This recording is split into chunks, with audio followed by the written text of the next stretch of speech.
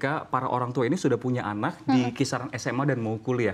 Menurut Cik Olive sendiri sebenarnya seperti apa? Apakah pendidikan ini sebuah kebutuhan tersier atau memang secara historis sebelumnya memang primer lalu mulai ada pergeseran nih? Oke, jadi ini saya juga sempat terkecoh ya sama headline media-media karena yang di-highlight tuh tersiernya.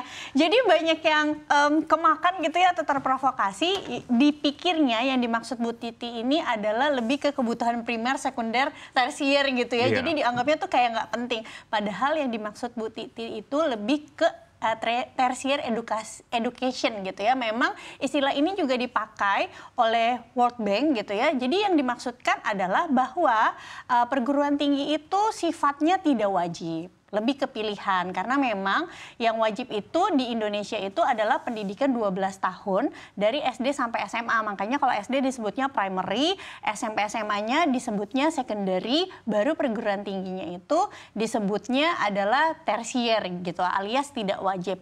Hanya saja mungkin yang akhirnya membuat banyak orang marah terhadap statement ini karena ini yang dijadiin alasan UKT mahal ya karena bukan wajib.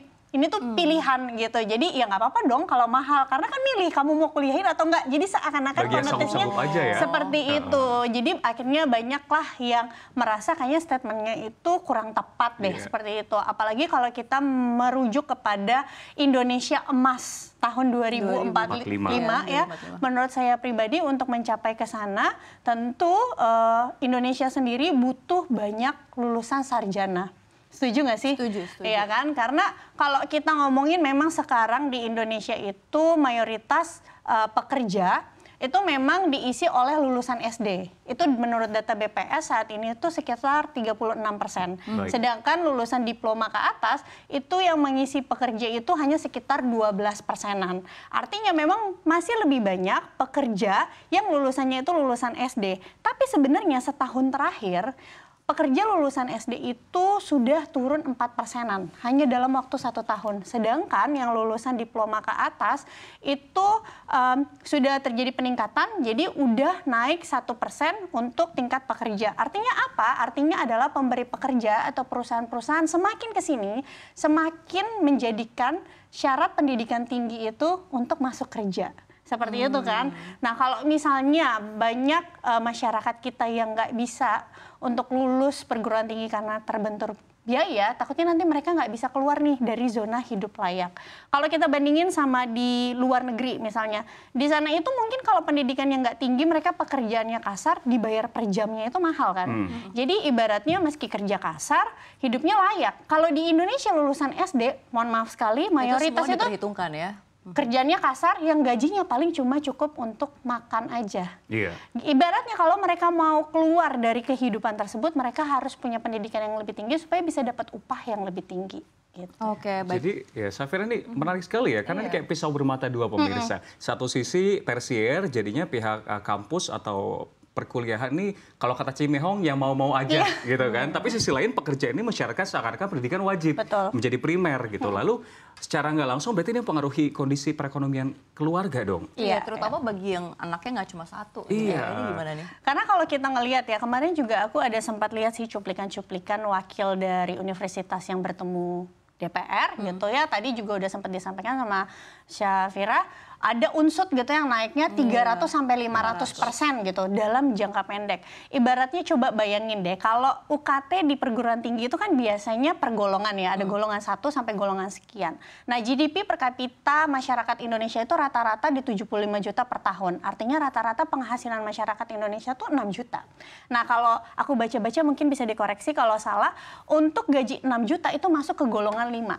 Nah, aku cek nih di unsut untuk golongan 5 itu UKT-nya 13,5 juta. Jadi kebayang kalau satu semesternya aja butuh 13,5 juta, berarti orang tua setiap bulan harus nyisihin 2 juta lebih. Yang dimana 2 juta lebih dari penghasilan 6 juta itu udah setara dengan 37% pendapatan orang tua. Belum lagi orang tua harus memikirkan bayar KPR. Bayar pengeluaran lain-lainnya. Tentu yang tadinya misalnya UKT-nya cuma 2 juta katakanlah per semester, yang tadinya cuma setara nggak sampai 10% pendapatan, lompat jadi 37%. Ini tentu akan memberikan tekanan terhadap ekonomi dari keluarga itu sendiri. Apalagi kalau anaknya nggak cuma satu. Oke, ini strateginya gimana ya, Ci Olive, kalau misalnya kayak gitu? Berarti kan ada pos baru lagi nih untuk kebutuhan kita bisa bilang tersier atau gimana nih? Mungkin orang tuanya ngotot anaknya semua mau sekolah gitu kan, ada orang tua yang juga masih fashionable juga, yang old fashionable juga, pasti yang penting sekolah, mau jual apapun, yang penting sekolah. Gitu. Dan ujung-ujungnya jadinya malah ngutang gitu loh, iya kan? Nah, ngomongin soal itu sendiri, adanya ancaman utang, kira-kira sebenarnya ada gak sih alternatif lain untuk orang tua memberikan pembiayaan terhadap pendidikan anaknya? Oke, mungkin menjawab dari tadi yang Syafira tanya dulu terkait dengan bagaimana strateginya. Pertama, kalau anaknya tadi udah SMA seperti yang Rian bilang, atau anaknya sekarang udah nginjek bangku kuliah, sebenarnya udah nggak bisa menghindar lagi kan. Paling apa sih yang bisa dilakukan orang tua kalau anaknya sudah sekarang di bangku kuliah? Pertama mungkin ajuin banding dulu ke universitas. Kira-kira bisa nggak nih dengan banding diringankan? Kalau misalnya nggak bisa, berarti harus lihat lagi mana nih yang perlu kurangin pengeluarannya. Tapi masalahnya sekarang semua juga mahal, beras aja naiknya 30% gitu ya. Means nggak ada lagi yang bisa nggak ada lagi yang bisa dikurangin. Maka apa? Coba dicek lagi kira-kira punya aset apa aja. Ada nggak yang bisa digadai dulu atau dijual untuk memenuhi biaya pendidikan anak-anak. Baru yang terakhir, tadi Rian juga sempat sampaikan adalah pinjaman, mau tidak mau gitu kan. Memang kalau aku lihat, aku nggak tahu ya, arahnya kayaknya memang kita mau dibawa seperti di Amerika gitu. Kemungkinan besar orang-orang yang mau kuliahin anaknya ke perguruan tinggi, ya kalau nggak ada uang, ya udah ambil student loan aja. Tapi permasalahannya student loan di Indonesia itu sekarang itu menurutku masih banyak kan disuplainya itu oleh pinjaman online. Yang dimana bunganya itu udah pasti mahal. Sebenarnya masih bahaya ya. Betul. Jadi kalau ngomongin pinjaman pendidikan, ada memang 3 bank BUMN, aku cari tahu, yang memberikan pinjaman pendidikan. Tapi syaratnya itu cukup sulit. Apa itu? Salah satu bank BUMN syaratnya adalah baru mau memberikan pinjaman pendidikan untuk S2 dan S3. Dengan catatan si peminjam punya pendapatan tetap. Baik. Sedangkan kita kan mau fokusnya kelar S1 aja dulu nih gitu kan ibaratnya. Terus ada bank BUMN lain syaratnya adalah kalau misalnya si orang tuanya punya cicilan KPR dari bank tersebut. Jadi kalau misalnya nggak punya KPR di bank tersebut nggak bisa tuh ambil cicilan pendidikan. Bank BUMN lainnya adalah harus ada keterangan bidik misi. Coba bayangin, ketika masyarakatnya udah miskin gitu ya, terus masih disuruh mikirin untuk bayar utang, ibaratnya perut aja. Betul. Masih susah untuk dipenuhi. Nah itu serba mahal semuanya. Ini salah satu permasalahan nih yang mungkin harusnya udah ada jawabannya pas pada saat